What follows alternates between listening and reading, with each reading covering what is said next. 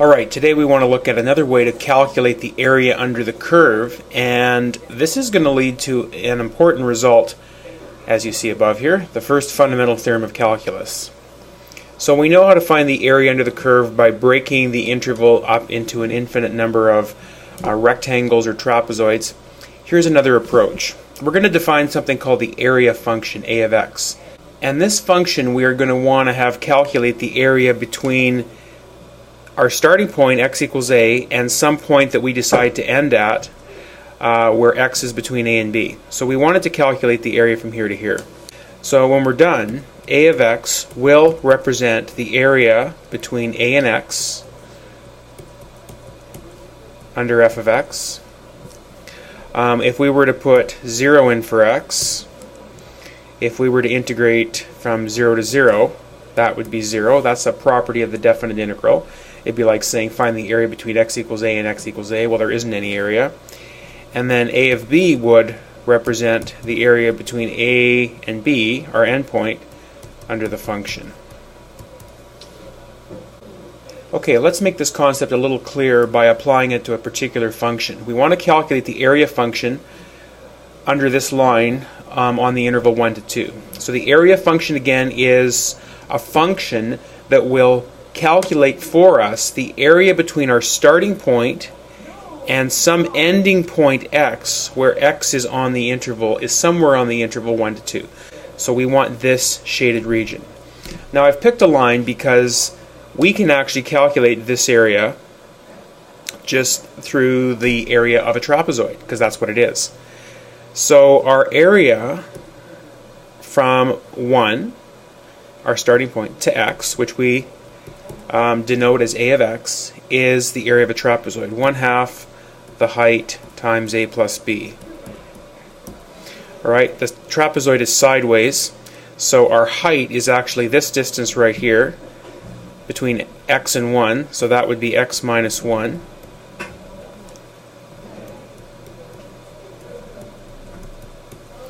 Our a value would be f of 1,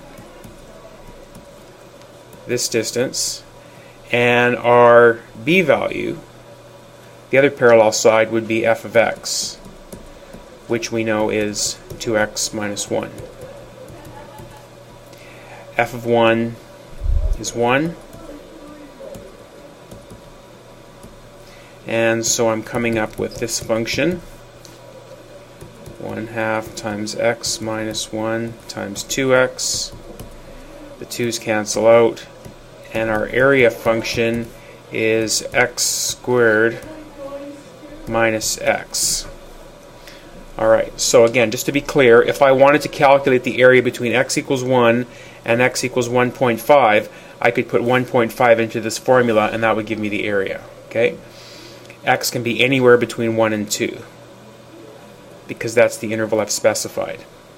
Now, you'll notice here, perhaps, that the area function that we get, if you look back to the original function, you'll notice that my area function is an antiderivative of this original function, which begs the question, is that always true? Is the area function of a given function always an antiderivative of the original function? So to answer that question, we have to do a proof. Alright, so we're going to calculate the area function now on a general function, f of x, on the interval a to b. And remember, the area function calculates the area between a and x. So that would be this shaded region in here. Alright, now I'm just going to take that away for a second, because to develop this, I'm going to introduce another label here. I'm going to call this point x plus h. So h is the distance between these 2 points. And I'm going to focus in just on this. Now, the area of the shaded region would be a of x plus h, because remember, this is the area from a to x plus h, from here to here. And if I take away a of x, which is the area between here and here, I should get the shaded region. Alright, so that's the first thing I want you to think about. Now I'm going to represent this red area in another way. What I'm going to do is try to create a rectangle whose width down here is h, and whose height is a certain number, f of something, I'm going to say f of c, so that the area of this black rectangle is equivalent to the area in red. So it's kind of like balancing out the highs and the lows of the red area. Somewhere in here, kind of think of there's waves up and down. This is kind of like the mean or the average value of the waves, sort of the in-between point. The area in black, I'm trying to make the same as the area in red. Okay? And the height of the black rectangle, I'm calling f of c. What I'm doing is I'm preparing myself to make a certain argument here. So the area in black is f of c times this distance here, which is h. h times f of c. So the argument begins by saying there must exist a value c somewhere in the interval such that f of c times h is equal to the area in red. Okay? This is the key point you need to understand before we move forward. Alright, I'm going to take this statement and divide by h to get this.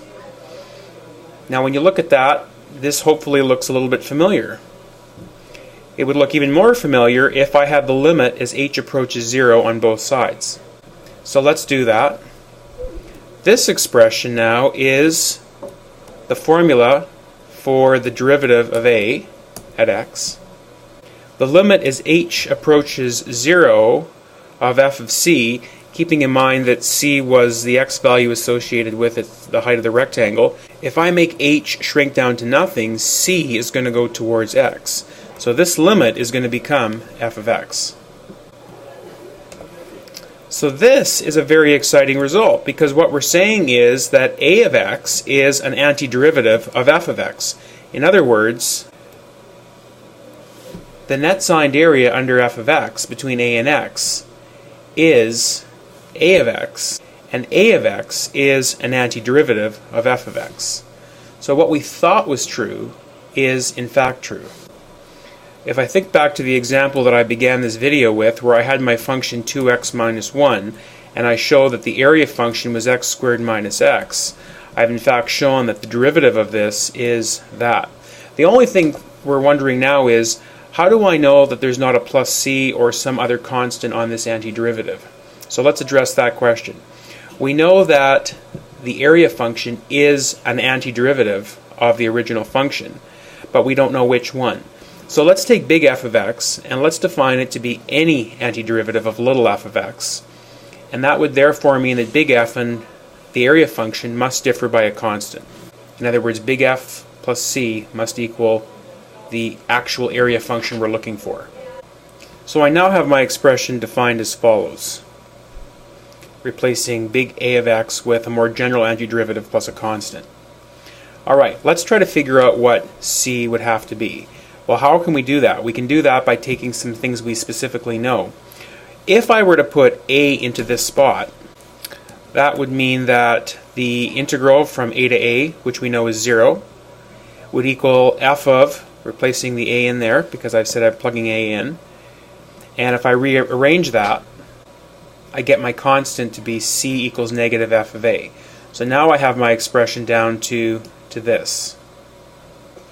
Taking it one final step forward, if I were to plug b in for x, I would get my definite integral between a and b of f of x dx to be big F of b minus big F of a, where the derivative of big F is little f. In other words, big F is the antiderivative of little f. And this result is called the first fundamental theorem of calculus. So just to show you how important and useful this theorem is, if I now wanted to calculate the area between 1 and 3 under x squared to the x-axis, all this theorem is saying I have to do now is, instead of breaking it up into rectangles or trapezoids, I can simply take the antiderivative of this function, x cubed over 3, and I don't need to put a constant in because that's all been calculated in the process above, and then evaluate this antiderivative between 1 and 3. In other words, do my top value, substitute it into the antiderivative, and subtract it with the bottom limit of integration substituted in. So 27 over 3 minus 1 over 3 is 26 over 3. So just so you're comfortable with the notation, the integral of little f of x dx is equal to, this is my antiderivative labeled as big F, and this is big F evaluated at the top limit of integration minus big F evaluated at the lower limit of integration to give me my net signed area. Alright, here's another definite integral. We can evaluate it through the first fundamental theorem if we know the antiderivative of the function. Which function has a derivative of secant squared? Tangent does. And then evaluate the function, the antiderivative, between these 2 points. So tangent of the top minus tangent of the bottom. Tangent of 45 degrees is 1. Tangent of 0 is 0. So the value of the definite integral, which represents the net signed area of this function on that interval, is 1. You can also use the first fundamental theorem to do integrals requiring a u substitution. Here my u is going to be 3 minus x squared. So the derivative of that, negative 2x. Isolate dx. Now you need to keep in mind that at the moment this integral is all in terms of x. So you can work with the integral in terms of x or in terms of u. Now what I'm going to do is I'm going to say here that when x is 0, I'm just going to put x equals 0 to remind me, u would be, and if I put x equals 0 into here, I get u is 3. And when I put x equals 2 into here, I get u is negative 1.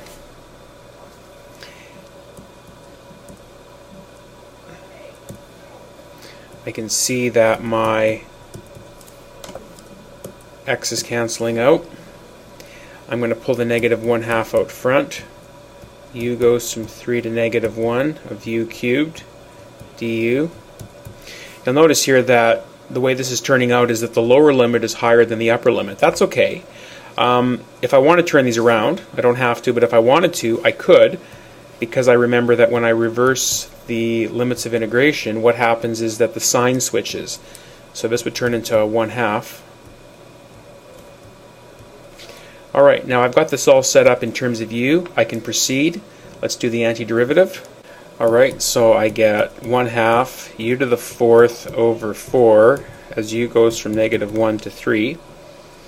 And since I've got this all in terms of u, I don't need to substitute back. I can simply proceed to evaluating my integral right now. Pull out the constant and then plug in the top limit of integration, which is 3 to the 4th minus the lower limit of integration, negative 1 to the 4th. Evaluate that, which is 80 over 8, which is 10. So we've calculated our definite integral to be this, and this would probably be a good time to show you that you can also check and evaluate definite integrals on the calculator. And you can do that by using this feature, function integral, and you're going to type in your function, comment what it's with respect to, which is with respect to x, and then you're going to type in your lower limit of integration and your upper. So in this case 0 and 2. Okay, so from a blank screen, go to Math, and if you scroll down to number 9, you'll get function integral. Now on the new calculators it shows up so nicely like this. On most calculators, older calculators, you'll have a feature that says function integral, and you'll have to type in this these arguments. So let me just use the nice new procedure here, since my calculator is a newer one. 0 to 2. Type in my function, x times 3 minus x squared cubed with respect to x. And out should pop.